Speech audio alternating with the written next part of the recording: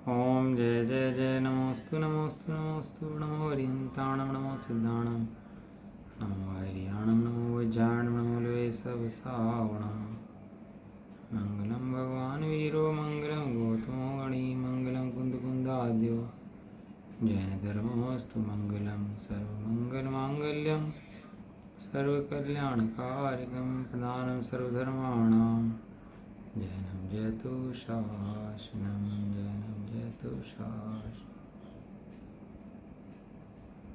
नमः समय साराय स्वानुभूत्या चकास्ते चित्स्वभावाय भावाय सर्वभावान्तर्षिदे वन्दितु सर्वसिद्धे धूमचलमणों गतिं पत्ते वोच्छामि समय पावड़ मणिमोसुद केवली भणियम्। श्री समय सारजी ग्रंथ पुण्य पाप अधिकार कहा था, उसके बाद का आश्रव अधिकार। पुण्य पाप का समावेश अलग आश्रव का हो गया था, तो अलग क्यों लिखा? वहाँ पर पुण्य पाप के अंदर भेद नहीं है, ये दृष्टि कराई जो अधिकार गया है ना पहले। उसके अंदर कहा कि पुण्य पाप दोनों एक हैं, पुण्य पाप अलग अलग नहीं है, दोनों कर्म के भेद हैं। इस जीव को अनादिकाल से दृष्टि क्या है कि पुण्य अलग पाप अलग। पुण्य करो धर्म होगा, पुण्य करो भैया, पाप छोड़ो, पुण्य करो, पाप छोड़ो, पुण्य करो, त्याग करो, नियम लो, जीव ने इसको धर्म समझ रखा। आचार्य ने कहा दोनों एक हैं, पाप पुण्य दो एक माँ के जुड़वा बेटे हैं, पुण्य पाप दोनों। तभी आश्रय अधिकार क्यों लिखा? यह आश्रय अधिकार लिखा कि ये दोनों ही खराब हैं और पुण्य पाप दोनों एक हैं, और यहाँ लिखा दोनों ही आश्रय हैं। आश्रय में तो दुखकारी हैं, सो आत्मा का अहित करने वाले हैं। तो वास्तव में आश्रय क्या होते हैं, क्या स्वरूप आश्रय हुआ होता है, अब आचार्य इस अधिकार के अंदर बता रहे हैं। शुरुआत हुई है इसकी, गाथा नंबर 165 चल रही है अभी अपनी, पढ़ लेते हैं गाथा एक बार।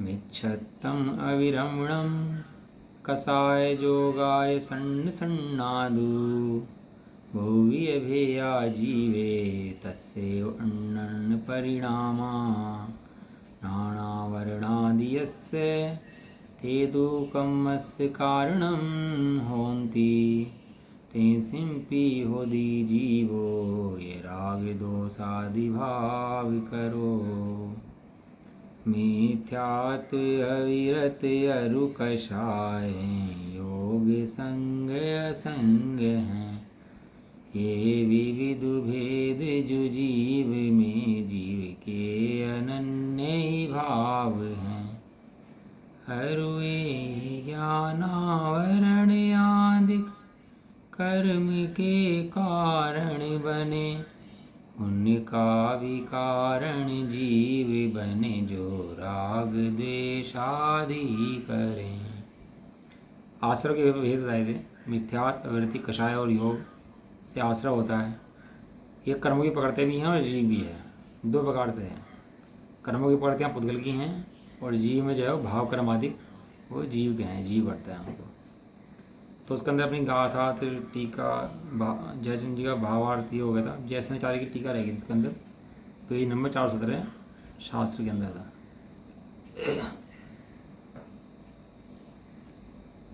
अब द्रव्याश्रय तथा भावाश्रय का स्वरूप कहते हैं। देखो पहले जो पूर्ण अधिकार था ना, जिसका नाम जीव अधिकार था, वहाँ पर जीव का वर्णन करा। जीव क्या था? कर्मों को छूता नहीं है, कर्म से अड़ता नहीं है, कर्मों से बनता नहीं है, वहाँ पर जीव का वर्णन था। यहाँ आश्रय अधिकार है, तो आश्रय अधिकार में आश्रय का वर्णन है कि आश्रय है सो जीव से भिन्न है। जीव अधिकार के अंदर जीव का वर्णन किया था कि वास्तव में जीव तो ऐसा है। तो 7 तत्वों के बारे में फिर बताया कि फिर आश्रय कैसा है, तो बता रहे आश्रय कैसा है। स्वभाव में आश्रय नहीं होता। क्या कहा? स्वभाव में हाँ, स्वभाव में आश्रव नहीं है। स्वभाव तो स्वभाव है, जो का तो शुद्ध बुद्ध परमात्मा है। आश्रव आदि आश्रव संवरण निर्जरा मोक्ष तो पर्याय के नाम है, ये सब पर्याय के नाम है। अभी आश्रव है, चला जाएगा। हम सिद्ध बन जाएंगे तो आश्रव होगा कि उस समय आश्रव नहीं होगा। और आश्रव भी कभी तीव्र होता है, कभी मंद होता है। अपना परिणाम की जाति चलती रहती है। अब परिणाम कौन बदले? समय चलते रहते हैं, ऊपर नीचे स्वयं तो चल रहे। कभी अच्छे परिणाम आ जाएंगे, कभी बुरे परिणाम आ जाएंगे, कषाय घट जाएंगी, कभी कषाय बढ़ जाएंगी। इस समय तो कार्यक्रम चल रहा पूरा पूरा। लेकिन ये किसका कार्यक्रम है? ये पर्याय का कार्यक्रम है।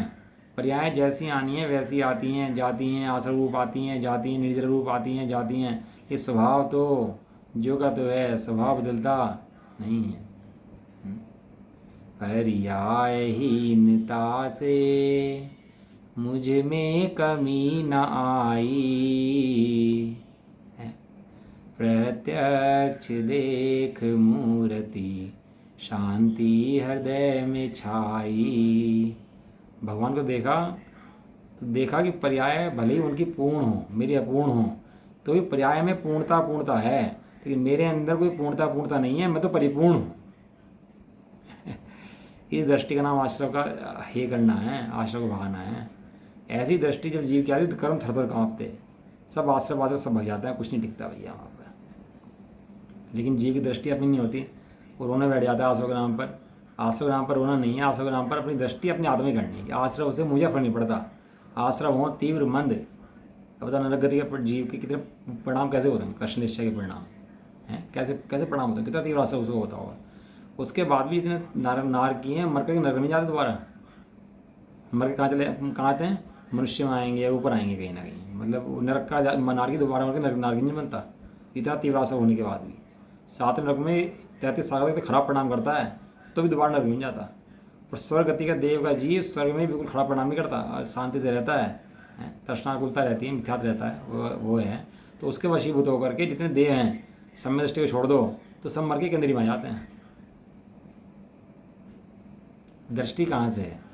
दृष्टि भैया अपने स्वभाव की दृष्टि है। जिसने स्वभाव की दृष्टि करी वो भी नरक से निकल के मोक्ष जाएगा, और जो स्वभाव की दृष्टि करी वो देव भी निकल के मोक्ष जाएगा। सबका घर कौन सा है? सबका घर मुक्ति है। क्यों? कि स्वभाव पर दृष्टि कर लिया है। अब वो कर्म आते हैं जाते हैं, उन कर्मों में लगता नहीं है, कर्मों को देखता मात्र है, उन कर्मों को जानता मात्र, उन कर्मों का ज्ञाता रहता है। ये ज्ञाता रहने में बड़ी ताकत चाहिए। देखो कषाय करने में कोई ताकत नहीं चाहिए। कषाय तो अनादिकाल से नंजीव कर रहे हैं, हम भी कर रहे थे। कषाय तो चलो होती भी हैं, लेकिन उसको अंदर से श्रद्धांग में जानना मात्र कि मेरा स्वभाव जानना है, मैं कषाय नहीं करता, कषाय कर्मों को देखी चीज़ है, मेरी चीज़ नहीं है। मैं कैसा हूँ? मैं तो ज्ञायक हूँ, ज्ञाता मात्र। क्या कह रहे? सर्ण सन्ना, इस पद में प्राकृत व्याकरण के अनुसार आकार लोप का लोप हो जाता है, जिसमें सर्ण सन्ना का अर्थ सर्ण सन्ना रूप हुआ था।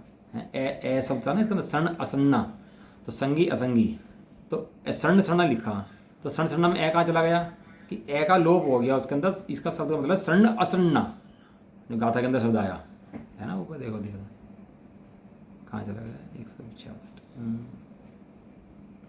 ये रहा ऊपर पहली गाथा के अंदर लास्ट का सर्ण सन्ना, इसका नाम सर्ण असन्ना, एकार का लोप हो गया, इसका नाम सर्ण असन्ना है। क्या है? मिथ्यात, अवृत्ति, प्रमाद, कषाय और योग। यहाँ हमने 5 भेद कर दिए, मिथ्यात भी लिया, अवृत्ति भी लिया, प्रमाद भी ली, कषाय भी ली और योग भी ली। ये आश्रव हैं।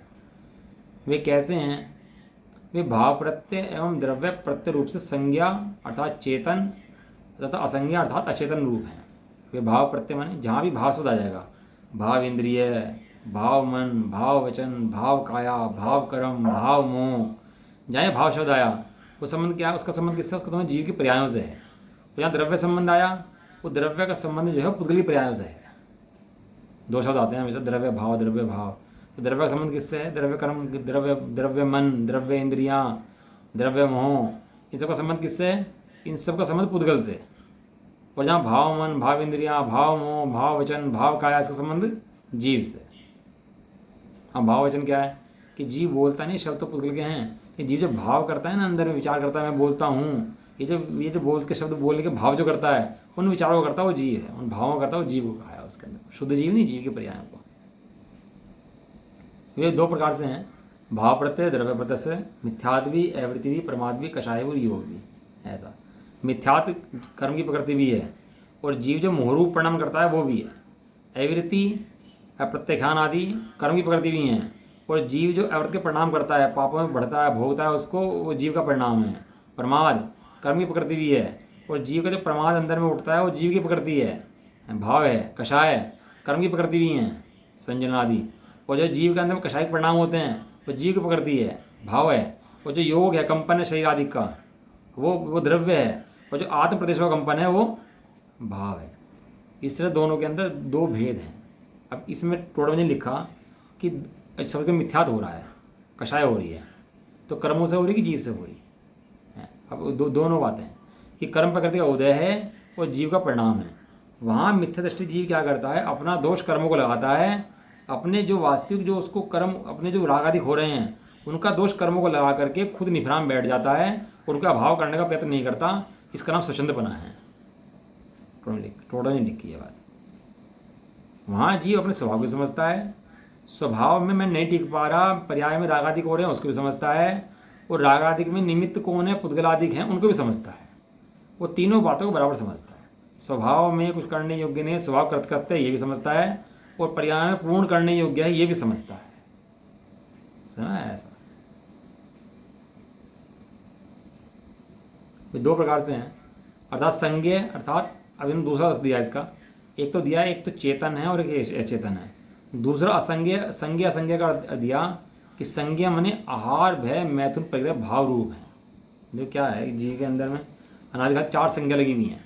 संज्ञा को इन्होंने जोड़ा, संज्ञा को जोड़ा संज्ञा से। कितनी संज्ञा हैं? 4 संज्ञा हैं। कब से लगी हुई हैं? अनादिकाल से लगी हुई हैं। कौन कौन सी हैं? आहार भय मैथुन और परिग्रह। वो एक इंद्रिय से लगा करके और जितने संसारी जीव हैं सबको लगी रहती है, हैं? और कर्मों को उदय के अनुसार तो मैथुन संज्ञा का उदय तो 10 गुण स्थान तक रह जाता है। 10वें गुण स्थान है भावलिंग की संत, बिल्कुल बैठे आराम से तो उनको वहाँ तक चलता है ये। आहार का उदय 6ठे गुण स्थान तक रहता है, भय का उदय 5वें तक, मैथुन का तो 10वें गुण स्थान चला जाता है। इतनी है इनकी स्थिति कर्मों की अबुद्धिपूर्वक। और बुद्धिपूर्वक तो पहले गुण स्थान में, चौथे में, 5वें में रहता ही है। आहार भी रहता है, भय भी रहता है, मैथुन रहता है, परिग्रह। एक इंद्रिय से लेके संगीत पंचेंद्रिय सब जीवों को रहती है 4 संज्ञाएं हैं। कोई ऐसा जीव नहीं 4 संज्ञा ना रहती है। तथा असंज्ञा, असंज्ञा को ना ईश संज्ञा, वो भी जीव की इच्छा है। ये आहार भय मैथुन परिग्रह ये भी जीव की इच्छा है। और दूसरी संज्ञा क्या इन्होंने कि इस लोक की आकांक्षा, परलोक की आकांक्षा, कुधर्म की आकांक्षा, इस प्रकार 3 प्रकार से इन्होंने ली इसकी संज्ञा की अपेक्षा। 2 प्रकार से संज्ञा के भेद लिए। संज्ञा संज्ञा के अंदर लिया इन्होंने 4 संज्ञा, और असंज्ञा के अंदर लिया 3 चीज़ें। इस लोक की संज्ञा, इस लोक की आकांक्षा, परलोक की आकांक्षा और कुधर्म की आकांक्षा, ये 3 ली इन्होंने असंज्ञा के अंदर। वो तो पकड़ ली, ये पकड़ ली। इस प्रकार से 3 प्रकार भेद लिए। तो द्रव्य भाव से 2 प्रकार से, और ये इस प्रकार से संज्ञा संज्ञा के भेद। प्रश्न, वे कैसे हैं? लिखा वे प्रत्यय उत्तर भेद से बहुत प्रकार के हैं। वे जो बहुभेदा, बहुव्यय भेदा, ये जो संज्ञा और असंज्ञा के भेद है ना आश्रव के, बहुत प्रकार के हैं। मूल में तो कर्म प्रकृति 8 हैं, उत्तर भेद 148 हैं, लेकिन आगे कितने भेद हैं उनके? आगे कितने भेद हैं? उनके असंख्यात भेद हैं। बताओ, एक जीव के बायोमेट्रिक कराओ, भले वो नाम कर्म का उदय हो और आँख सबको आँख मिली हो और आँख देखने का काम करती हो, लेकिन आँख सबके अलग अलग है कि नहीं है? रेटिना सबका अलग अलग है कि नहीं है? जितने जीव हुए, जितने होंगे, जितने हो रहे, सबके अलग अलग होंगे, कोई से मिलते ही नहीं आपस में। एक नाम कर्म का, एक प्रकार का, एक इंद्रिय का उदय होने के बाद भी सबकी मैचिंग आपस में नहीं मिलती, सबके अलग अलग हैं, इसलिए इसका संख्यात भेद है। और अपने भी बदलते रहते हैं भैया, अपने परिणाम भी कैसे बदलते रहते हैं, शरीर कैसे बदलता रहता है, वो बदलता रहता है। कर्मों के अनुसार सब चीज़ें अपना आप बदलती रहती हैं। तो ऐसे बहुत प्रकार के हैं। वे किस में हैं? वे अधिकरण स्वरूप जीव में हैं। और वे कैसे हैं? और वे शुद्ध निश्चय नय से उस जीव के ही अनन्य परिणाम हैं, अभिन्न परिणाम हैं। ये पंचसार जी में आई ये बात है, पंचसार जी बहुत खुलासा खुल के दिया। अभी शुद्ध निश्चय ने लगाया इसके अंदर। शुद्ध निश्चय माने व्यवहार का शुद्ध निश्चय है। ये निश्चय का शुद्ध निश्चय न हो तो वास्तव में जीव का नहीं है, लेकिन व्यवहार के में कहेंगे कि ये परिणाम किसने करे? भय मैथुन परिग्रह के, लोभ के, आकांक्षा के परिणाम किसने करे? तो कहेंगे ये शुद्ध निश्चय से पुद्गल के परिणाम नहीं है, वास्तव में जीव के परिणाम है, अनन्य परिणाम है, जीव से भिन्न नहीं है। जीव इन परिणामों को करता है और जीव इन परिणामों का भोगता है। अब वो करता भोगता ही आता है, द्रव्य संज्ञा पड़ी थी ना, ये दोबारा पढ़ लेना उनको। और वे पूर्वोक्त द्रव्य प्रत्यय उदय में आते हुए निश्चय चारित्र के अविनाभावी वीतराग सम्यक के अभाव होने पर शुद्धात्म स्वरूप से गिरने वाले जीवों के ज्ञानावरण आदि 8 प्रकार के द्रव्य आश्रय के कारणभूत होते हैं। तो जो द्रव्य पड़ते हैं वो कर्म उदय में आने से वीतराग से जीव गिरता है और शुद्धात्म स्वरूप से गिरता है, तो गिरने पर ज्ञानावरण आदि कर्मों का बंध होता है और आश्रय उसके होते हैं। और उन द्रव्य प्रत्ययों के कारण राग द्वेष आदि भाव प्रत्यय परिणत जीव होता है।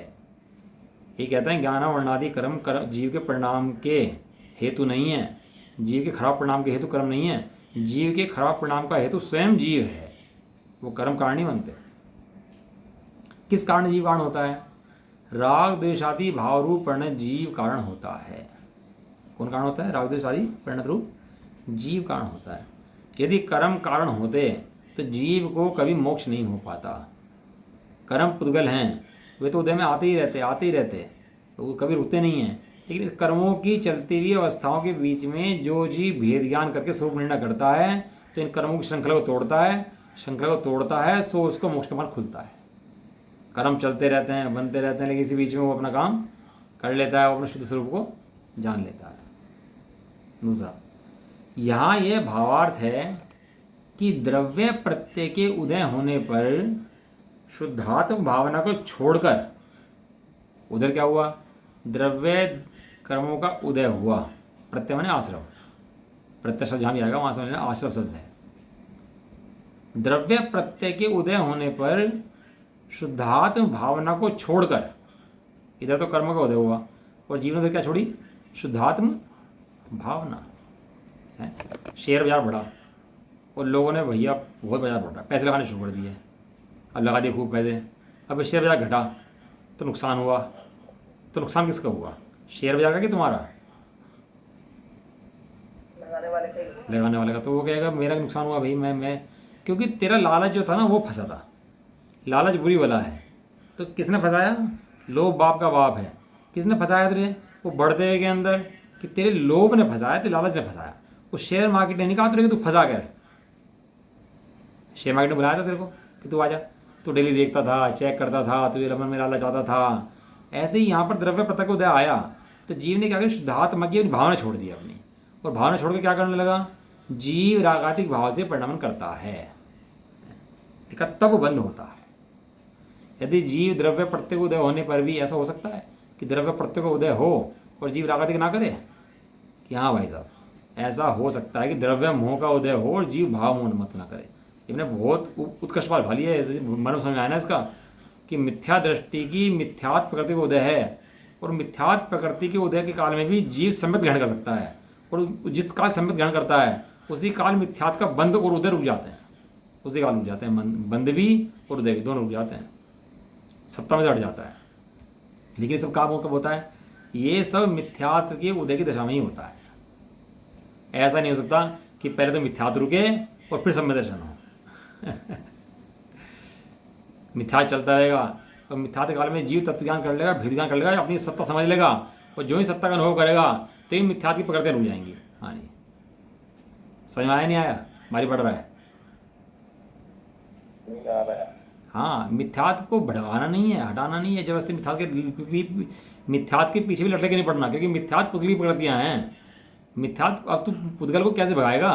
पुद्गल को भगाने के लिए तो पुद्गल होना पड़ेगा, पुद्गल तो हो नहीं सकता।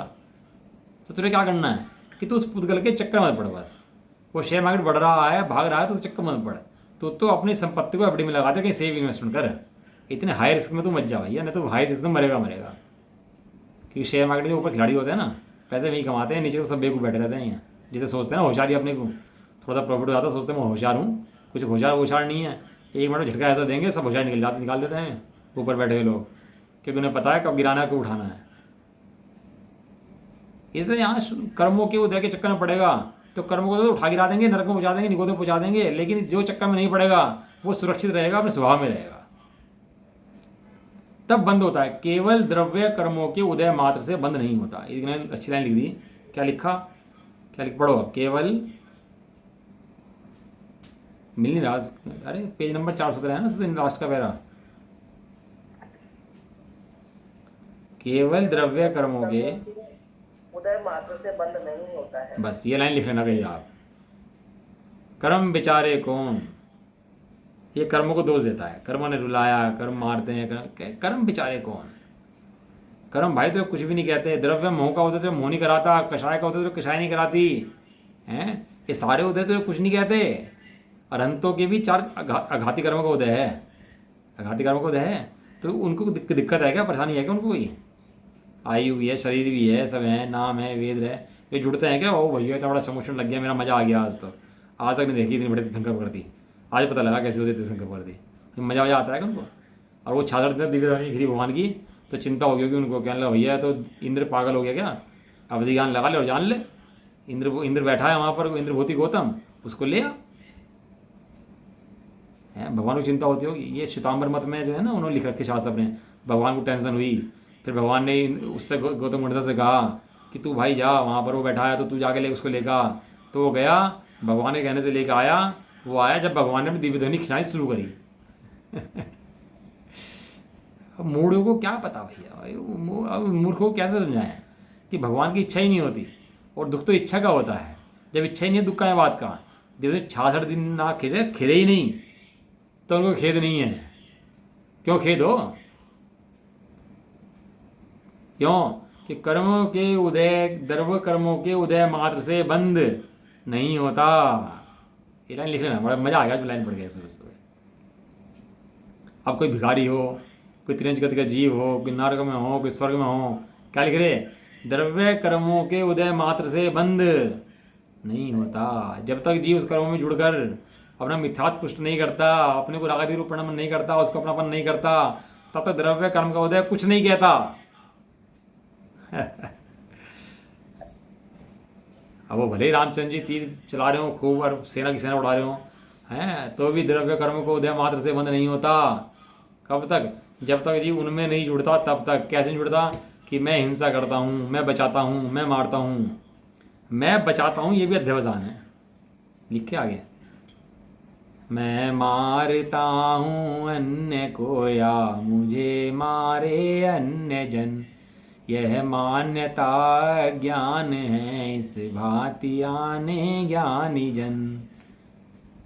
मैं बचाता हूँ अन्य को, अन्य बचावे मुझे जन, यह मान्यता ज्ञान है। अभी चीटी पिटी बचा देना, कोई पानी में से निकाल दे, या कोई जीव की रक्षा कर दे, थोड़ा सोच का खाना शुरू कर दे, पानी छानना शुरू कर दे, भाई मैं जीवों की बहुत रक्षा करता हूँ। परिणाम होते नहीं होते ऐसे ही। भैया आज मैंने तो शोध का बहुत खाया, हमने तो साक्षी ने मदद करे भैया, हमने जीवों की रक्षा करी भैया। मैं देख के चलता हूँ नीचे, चीटी पिटी ना मर जाए भाई, मैं बहुत ध्यान रखता हूँ इन चीज़ों का। तो तू भगवान है, तो जीवन देता है, तू आयु कर्म देता है, तो सुख दुख देता है, तू हरता है, तो 3 लोग का ब्रह्मा हो गया।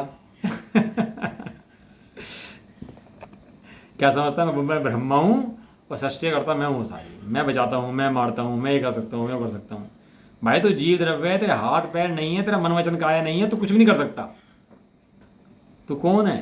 तू मात्र जीव द्रव्य है, अमूर्तिक प्रदेश है, अमूर्तिक। अब चीटी बचानी तो मूर्तिक होना पड़ेगा पहले।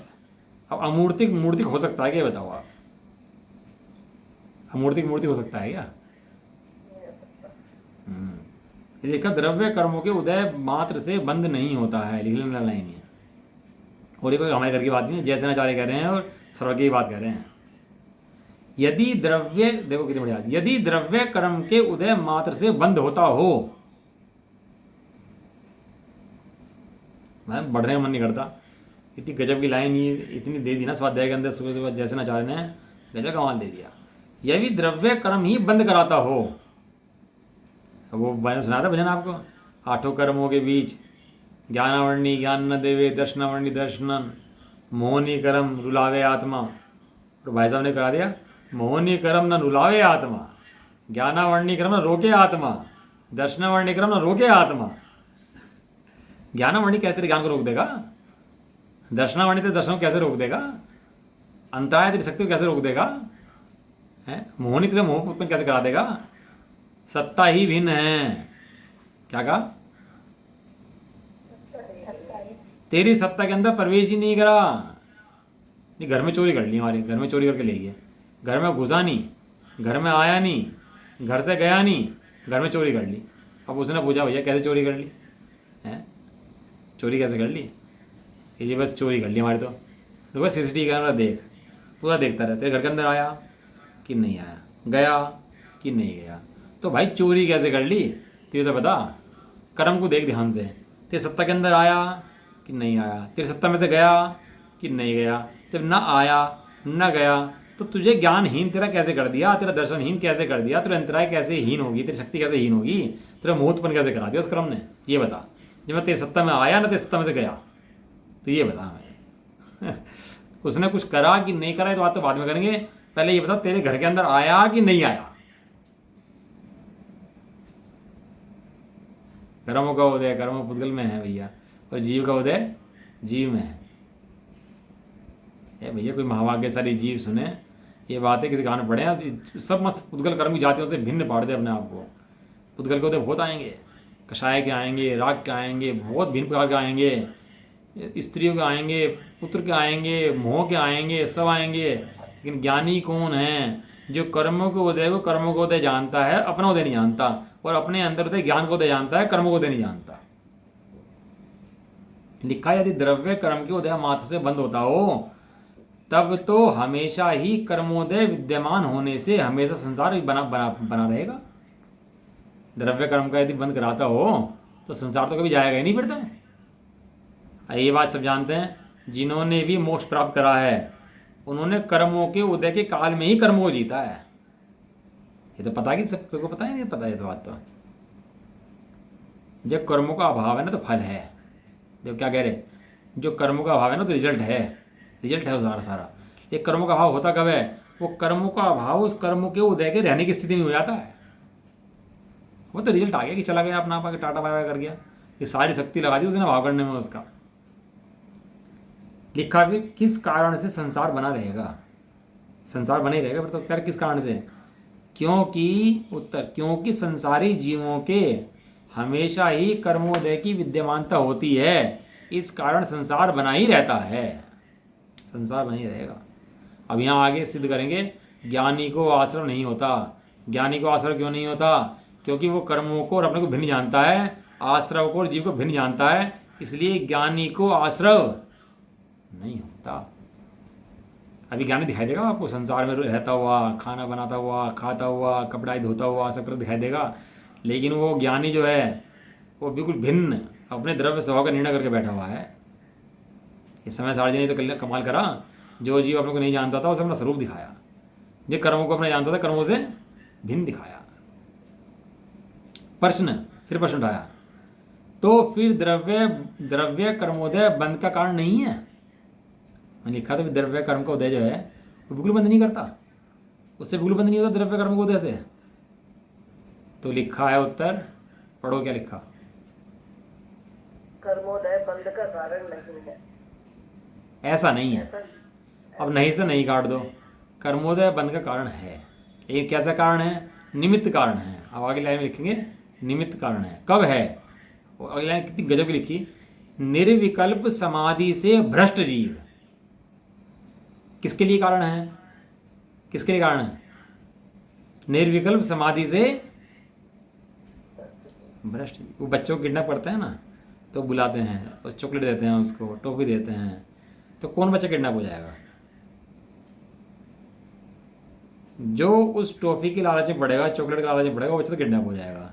और जो बच्चा टॉफी चॉकलेट के लालच मन में सजा रखा हुआ, यदि किसी से बात कर ली ना, कूट दूंगी, घर पर आ गया, किसी से रास्ते में मिल गया ना, किसी से बात कर ली तूने, तो मेरे से बुरा कोई नहीं होगा। वो माँ की सुन करके और उसके चक्कर में वो कह रहा टॉफी ले ले बेटा, चॉकलेट ले ले, आ जा, वो सुन नहीं रहा उसकी। क्यों? तो माँ के शब्द याद हैं उसे। क्या शब्द याद हैं? किसी से रास्ते में चलते फिरते बात। क्यों? क्योंकि कोई ऐसे नहीं देगा, कुछ ना कुछ लालच किसी के मन में होगा तब देगा, कुछ ना कुछ चाहता तेरे से होगा तब देगा। तो माँ को पता है ये बात, तो माँ ने उसको मंत्र दे दिया, एक मंत्र दे दिया, रास्ते में चलते फिरते किसी से बात नहीं करनी, कि झगड़े में नहीं पड़ना, कि चक्कर में नहीं पड़ना, कुछ भी, सीधा घर से जा और सीधा घर। हाँ वापस समझाती है ना। ऐसे यहाँ जिनवाणी माता समझाती है कि जो अपनी तू समाधि से भ्रष्ट हुआ, अपने स्वभाव से भ्रष्ट हुआ, वहाँ पर मोह सहित कर्मोदय व्यवहार से निमित्त है। और फिर किडनैपर ने किडनैप करा कि तेरे लालच ने किडनैप कराया तेरे को, वो सावधान बच्चा तो किडनैप नहीं हुआ। ये तू कहता है मुझे उसने किडनैप कर लिया, तो हम तेरे से पूछते हैं जो बच्चा जा रहा है दूसरा, ये किडनैप क्यों नहीं हुआ? तो उसे उसकी माँ ने समझा रखा था कि भाई तुझे बात नहीं करनी इसलिए किडनैप नहीं हुआ। तू किडनैप क्यों हो गया? कहला तू किडनैप इसलिए हो गया, तो मन में लालच आया चॉकलेट के प्रति, ये तो किडनैप हो गया। वहाँ पर उसे निमित्त कहा कि किडनैप करके ले गया, भाई साहब पकड़ो उन्हें। लेकिन अगर तू अपने स्वरूप से भ्रष्ट ना होता तो कर्मोदय व्यवहार से भी निमित्त नहीं होता। लेकिन चूंकि तूने कर्मोदय से भ्रष्ट हुआ, अपने स्वरूप से भ्रष्ट हुआ, इसलिए कर्मोदय व्यवहार से निमित्त हुआ। परंतु अब ने परंतु से लगाया आचार्य देव ने। आचार्य का परंतु बड़ा कमाल का होता है जब आचार्य देव परंतु लगाते हैं। परंतु अशुद्ध निश्चय न से अशुद्ध उपादान कारण रूप अपना ही रागादिक भाव ही बंध का निमित्त कारण है। वहाँ अब दो के अंदर वहाँ निश्चय लगाओ कि वास्तव में किडनैप किसने कराया, कि वो उसने किडनैप करा कि तेरे लालच ने किडनैप कराया। तो कहते हैं अशुद्ध उपादान रूप तेरा लालच जो है वही वास्तव में कारण है उसका। तूने लालच करा, स्वरूप से भ्रष्ट हुआ, कर्म को में जुड़ा, सो ही कारण है, अन्य कोई कारण नहीं है। ये आश्रम के अंदर पूरा भेद दे दिया भैया। फंसा क्यों? तो छूटने का उपाय क्या है? और तोते ने पूछा था ना छूटने का उपाय क्या है, तो तोते को बताया था क्या कि इन्होंने गुरु जी से कहा, कहने लगा कि मैं गुरु जी के पास जा रहा हूँ अपने, तोते तेरा प्रश्न है क्या? तो तोते ने कहलवा दिया, कहने लगा जी छूटने का उपाय क्या है, छूटू कैसे। अब क्वेश्चन तो अपने अंदर जिज्ञासा तो मैं छूटू कैसे, अब तो जिज्ञासा तो बन जाती है छूटू कैसे है, ये फंसा हुआ हूँ कर्मों के पीछे, छूटू कैसे। तो गुरु जी के पास गया, कहने लगा जी वो गुरु जी तत्व का प्रश्न भी है, तो गुरु जी बता भाई, कहने लगा छूटने का उपाय क्या है, छूटू कैसे। तो गुरु जी तो क्वेश्चन सुनते ही गिर पड़े, मरे से हो गए। वो तो क्वेश्चन का आंसर देना तो दूर, वो तो हिले भी नहीं। ऐसे वो तो भागा वहाँ से लथपथ, कहने लगा क्या क्वेश्चन पूछ लिया भाई, मैंने तो समझ नहीं आया था, खतरनाक क्वेश्चन है। आगे तोते से कहा मैं तेरा दिमाग खराब है, क्या क्वेश्चन पूछवा लिया तूने मेरे से कि क्या हुआ। कह रहा गुरु जी ने कहा, गुरु से पूछा मैं छूटू गया था, गुरु से मरे से हो गया। ये बात सुनते ही तोते की समझ में आई, और तोता क्या हो गया, वो मरा था गिर पड़ा एकदम। कहने लगा यार बड़ा खतरनाक क्वेश्चन है, गुरु जी से कहा, गुरु जी गिर पड़े, इससे कहा ऐसे गिर पड़ा। कहने बात समझ में नहीं आई। अब तोता पिंजरा खोला भैया समाधि करके उसकी वो कराने के लिए कि भैया चलो भाई, ला के बाहर रखा, और बाहर रखते क्या हुआ, उड़ विधि है ना हर चीज़ की, विधि है हर चीज़ की। छूटू कैसे? तो आचार्य देव कहते रहे अब तो अपने स्वरूप में चला जा, छूट गया। जो स्वरूप में बैठा है उसका मोक्ष है, वो छूट गया। मोक्ष मोह का क्षय, मोह का क्षय कब हुआ, जैसे अपना स्वरूप जाना तो ये मोक्ष का क्षय हो गया। हाँ ऐसा। अब गाथा नामक 66 है, गाथा नामक 66 की उत्थानी का देखो क्या कह रहे हैं। अब यह बतलाते हैं कि ज्ञानी उन आश्रमों का अभाव है। आश्रमों का मतलब ज्ञानी के आश्रम, मतलब पुद्गल के आश्रम की बात नहीं चल रही यहाँ पर, अब यहाँ जीव के आश्रम की बात चल रही है। अब इन्होंने बताया 2 तरह के आश्रम होते हैं, लेकिन अब पुद्गल के आश्रम से मतलब नहीं है, ये तो कहते हैं पुद्गल का आश्रम अलग है, अब तो जीव के आश्रम की बात चलेगी। अब यहाँ जीव के आश्रम के 2 भेद बताएंगे कि ज्ञानी को आश्रम है कि नहीं है और अज्ञानी को आश्रम है कि नहीं है। पूरा आश्रम दिखा के ये वर्णन चलेगा पूरा का पूरा आश्रम। अब बहुत लड़ते हैं कपड़े वालों को, तो भैया तुम आश्रम नहीं है, अच्छा तुम भगवान हो, कपड़े को पहने ये सिद्ध करेंगे यहाँ पर कि जितने भी ज्ञानी जीव हैं, सम्य दृष्टि लिखेंगे शब्द, जितने सम्य दृष्टि हैं, चौथे गुण वर्ती हैं, किसी को आश्रम नहीं है। और ये आश्रम मोह की अपेक्षा है, ये आश्रम किसकी अपेक्षा है, मोह की अपेक्षा। बाकी कर्मों का आश्रम होने पर भी उनको आश्रम की गिनती में नहीं गिनते। किसे 1 करोड़ रुपये लेना था हमारे को, और 1 करोड़ रुपये लेने के बाद भैया वो समस्या में आ गया, दे नहीं पाया 1 करोड़ रुपये, और उससे मांगते रहे, उधर किस्त बना दी। किस्त बनाते बनाते 99,99,999 रुपये तो आ गया, 1 रुपया रह गया। अब सेठ जी से पूछो, सेठ जी पैसे पूरे आगे नहीं आ गए, तो सेठ जी का कहीं है नहीं, सेठ जी कहेंगे आगे भैया, तो उसकी स्थिति खराब हो गई थी। 1 करोड़ में से 99,99,999 रुपये आ गया है। अब उस मुनीम से पूछो कि भैया हिसाब में कुछ बाकी है कि नहीं है, तो मुनीम कहेगा हिसाब में 1 रुपया बाकी है। तो वो कहेंगे सेठ जी है राइट ऑफ कर यार, छोड़ 1 रुपया कोई बड़ी बात नहीं है, खाता वाला 0 कर दे खाता है। क्यों कहते खाता 0 कर दे। हमारी एक पार्टी थी, वो लोहे का माल लिया करती थी, और उस पार्टी ने क्या करा कि कभी 1 लाख 100 रुपये माल आया तो 1 लाख रुपये दे दिए, 100 रुपये छोड़ा राइट ऑफ कर दिए। राइट ऑफ हो गए होंगे सोचा उसने। फिर 2,05,000 रुपये माल ले लिया तो 2 लाख रुपये दिए, 500 छुट्टी कर दी। करते करते 6 महीने हो गए। अब वो क्या सोच रहा है मेरे साथ बराबर हो रहा है, उधर उसके हिसाब में 1 लाख रुपये निकल गए फालतू। क्यों निकल गए? क्योंकि वो सोच रहा है ऊपर ही ख़त्म, लेकिन ऊपर ही ख़त्म नहीं थे, ऊपर के क्या होते वे इकट्ठे हो रहे थे। इसलिए हम क्या करते हैं ना, जब भी अकाउंट करते हैं ना किसी, तो अकाउंट जीरो कर दे भाई, तो हमारा जीरो लिख के दे दे, हमारा अकाउंट जीरो हो गया। जो भी रिबेट दे रहा है, छूट दे रहा है, जो भी लिख रहा है, लिख के साइन कर दे जीरो। जब जीरो लिख के साइन कर देगा तब जीरो मानेंगे, इससे पहले हम जीरो नहीं मानेंगे। लेकिन यहाँ बात क्या चल रही है, यहाँ चल रही है कि ये द्रव्य आश्रव जो है ना, ये बाकी कर्म तो हैं उसके, कर्णनियोग से पूछोगे तो कर्णनियोग मुनीम की तरह कहेगा कर्म इसके हैं, लेकिन द्रव्यानुग से पूछोगे सेठ लाला जी की तरह, तो वो कहेगा कि इसके कर्म को होते बिल्कुल भी नहीं है, इसके कर्म आश्रव का अभाव है। ऐसा। चलो गाथा पढ़ते हैं।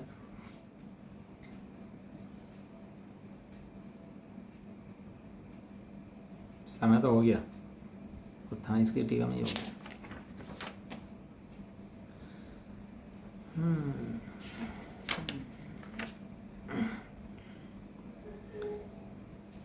णत्तिदु आसव बंधो सम्मादिष्ठस्य आसव निरो संते पूर्णिबद्धे जाणदी सोते अबंधतो सदे दृष्टि को आश्रव नहीं, नहीं बंद आश्रव विरोध है, नहीं बांधता जाने ही पूर्व निबद्ध जो सत्ताविष है। गाथार्थ। सम्य दृष्टि के शब्द क्या आया गाथा के अंदर? सम्य दृष्टि के। गाथा के अंदर मूल शब्द है सम्मादिष्ठिस। देखा था आपने ऊपर आया था शब्द, कहाँ है ये रहा, सम्मादिष्ठ। चौथा शब्द है सम्मादिष्ठिस, सम्य दृष्टि के। सम्य दृष्टि माने ज्ञानी के, यानी चौथे गुण स्थानवर्ती के। उसके ऊपर तो अवर्ती होते हैं, उसके वर्ती हो जाते हैं, वर्ती के बाद मुनिराज हो जाते हैं, है उसके लिए। सम्य दृष्टि के आश्रव जिसका निमित्त है ऐसा बंदी नहीं है, क्योंकि आश्रव का भावाश्रव का निरोध है। नवीन कर्मों को नहीं बांधता हुआ वह सत्ता में रहे वे पूर्वबद्ध कर्मों को क्या करता है? जानता ही है। शब्द दिया गाथा के अंदर, शब्द दिया जानता ही है, और शब्द है जानता मात्र ही है बस। ज्ञानी किसे कहते हैं? सारे कर्मों को आ जाएं, कषाय आ जाएं और पल्ला झाड़ दे अपने बाद में शाम को बैठ करके। क्या पल्ले झाड़ दे कि भैया इसके अंदर मेरा कुछ भी नहीं है।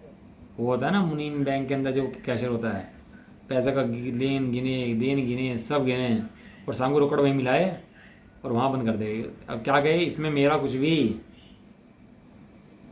नहीं।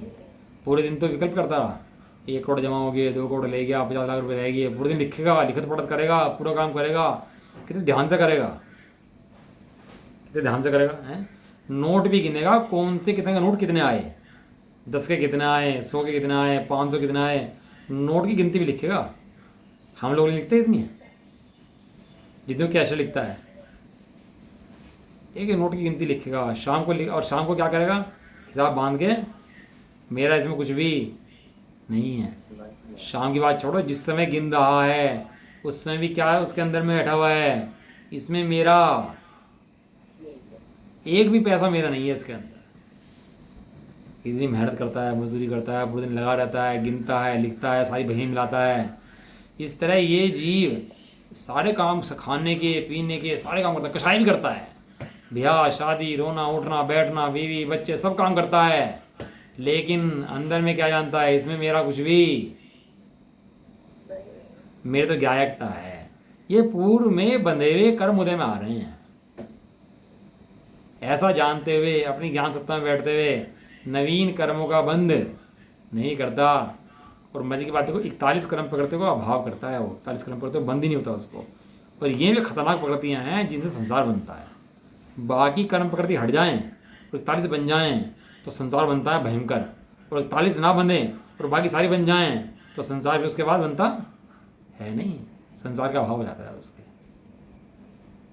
ऐसा गाथा कल पढ़ते हैं, इसकी गाथार्थ का और इसका भावार्थ और जैसा चाहिए टीका कल पढ़ेंगे। बहुत भैया मज़े का मार्ग है, और तो मस्ती का मार्ग है। भाई साहब के पास जाओ तो मस्ती करने सिखाते हैं। हमें तो वे कहते हैं अब भी रो रहा बैठ के, कर्मों का भाव कैसे करूं भैया, इसने ऐसा कह दिया, इसने ऐसा कर दिया, अब भी वो इतनी मस्ती करते हैं, उनके बाद बैठ जाओ 24 घंटे मस्त